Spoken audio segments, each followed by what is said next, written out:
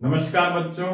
अब हम इस चैप्टर को धीरे धीरे एंडिंग की ओर ले जा रहे हैं। आज हम इसका नेक्स्ट टॉपिक पढ़ेंगे 3.2 the limits of civil disobedience movement, सविनय अवज्ञा आंदोलन की सीमाएं।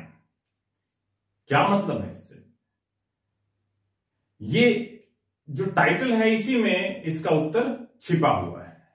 हमने अपने पिछले वीडियो में देखा कि कौन कौन से वर्गों ने इस आंदोलन में भाग लिया था।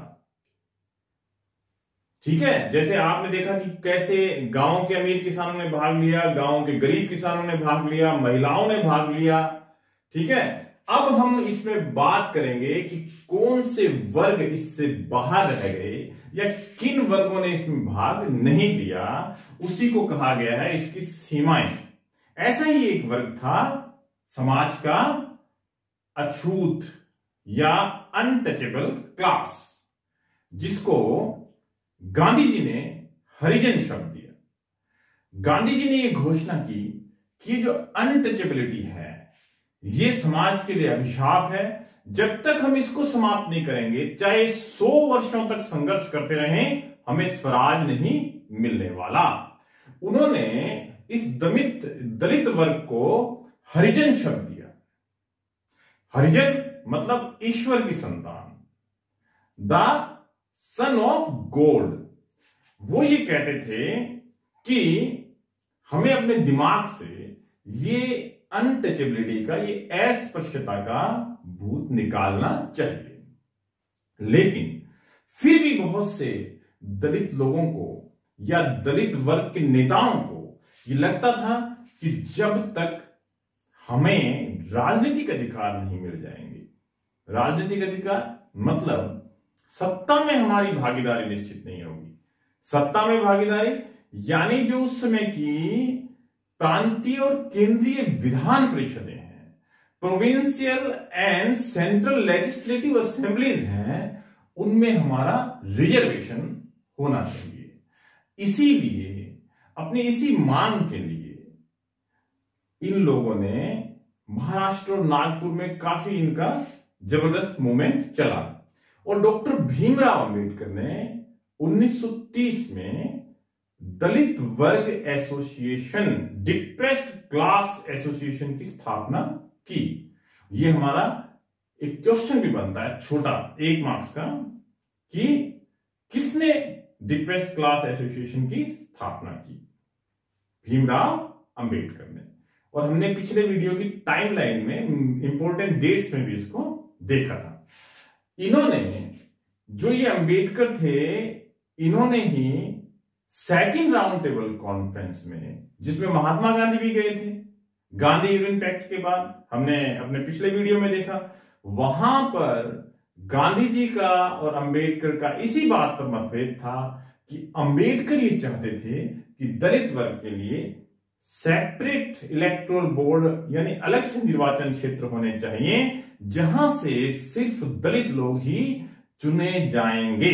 लेकिन गांधी जी कहते थे कि ये जो दलित वर्ग है, जिसको उन्होंने हरिजन कहा, ये हिंदू समाज का ही हिस्सा है, इसको हिंदुओं के साथ ही चुनावों में भाग लेना चाहिए। ये इन दोनों में मतभेद थे। आपको पता है गांधी जी वापिस आ गए सेकंड राउंड टेबल कॉन्फ्रेंस को बीच में छोड़कर ही। गांधी जी तो वापस आ गए, लेकिन जब ब्रिटिश गवर्नमेंट ने डॉक्टर भीमराव अंबेडकर की मांग मान ली, यानी दलित वर्ग को सेपरेट इलेक्टोरल बोर्ड दे दिया, पृथक निर्वाचन क्षेत्र उनको दे दिए, तो महात्मा गांधी ने इसके खिलाफ अनशन शुरू कर दिया। आमरण अनशन। उस समय गांधी जी जेल में थे पूना के अंदर, और उन्होंने वहीं पर अनशन शुरू कर दिया। फिर महात्मा गांधी और अंबेडकर के बीच समझौता हुआ, जो बहुत ही महत्वपूर्ण क्वेश्चन बनता है, पूना पैक्ट। और क्वेश्चन ये है कि पूना पैक्ट क्या था? पूना पैक्ट महात्मा गांधी और भीमराव अंबेडकर के बीच हुआ समझौता था, जिसमें भीमराव अंबेडकर ने गांधी जी की ये बात मान ली कि ठीक है, दलित वर्ग के लोग, जिन्हें बाद में अनुसूचित जाति और अनुसूचित जनजाति कहा गया, वो सामान्य क्षेत्रों में ही हिंदुओं के साथ या समाज के अन्य वर्गों के साथ भाग लेंगे, लेकिन उनके लिए सीटें जरूर रिजर्व होगी। अब ये फर्क था, यानी पहले वो सिर्फ अपने ही वर्ग को वोट डालने वाले थे, अब चुनाव में हिंदू समाज के साथ ही भाग लेने वाले थे। रिजर्वेशन तो उनको दिया गया, सीटें पहले से ज्यादा दी गई। तो ये पूना पैक्ट था, ये गांधी जी और अंबेडकर के बीच सितंबर 1932 में हुआ था। अब हम ये बात करते हैं कि क्या इससे समस्या समाप्त हो गई? नहीं, फिर भी जो समाज का ये दलित वर्ग था, ये जो SC ST क्लासेस थी, इन्होंने हमेशा को शंका की दृष्टि से देखा और बढ़ चढ़कर इसमें भाग नहीं लिया। तो ये सविनय अवज्ञा आंदोलन का पहला, आप कह सकते हो, वो वर्ग था जो इसमें शामिल नहीं हुआ, इसकी सीमा थी। अब आगे बढ़ते हैं।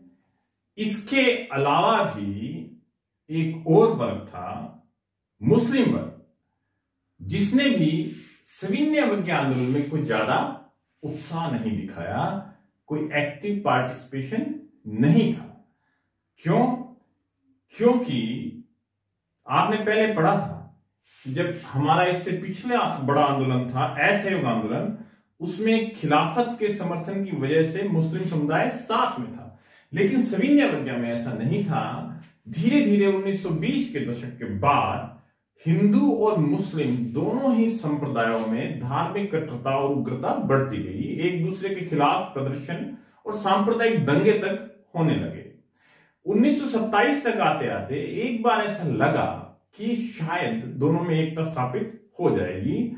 मुस्लिम वर्ग के बड़े राजनेता मोहम्मद अली जिन्ना इस बात के लिए तैयार थे कि यदि मुस्लिम वर्ग को उनकी आबादी के अनुसार, खास तौर से पंजाब और पश्चिम बंगाल, अगर इन दो क्षेत्रों में मुस्लिम वर्ग को उनकी आबादी के अनुसार केंद्रीय और विधान परिषदों में रिजर्वेशन दिया जाए, तो वो अपनी ये मांग छोड़ सकते हैं। सेपरेट इलेक्टोरल बोर्ड वाली, पृथक निर्वाचन क्षेत्रों वाली मांग को छोड़ सकते हैं। लेकिन जब इसके लिए सर्वदलीय सम्मेलन, एक तरह से ऑल पार्टी मीटिंग बुलाई गई, तो उसमें हिंदू महासभा के एक सदस्य थे M.R. जैकर।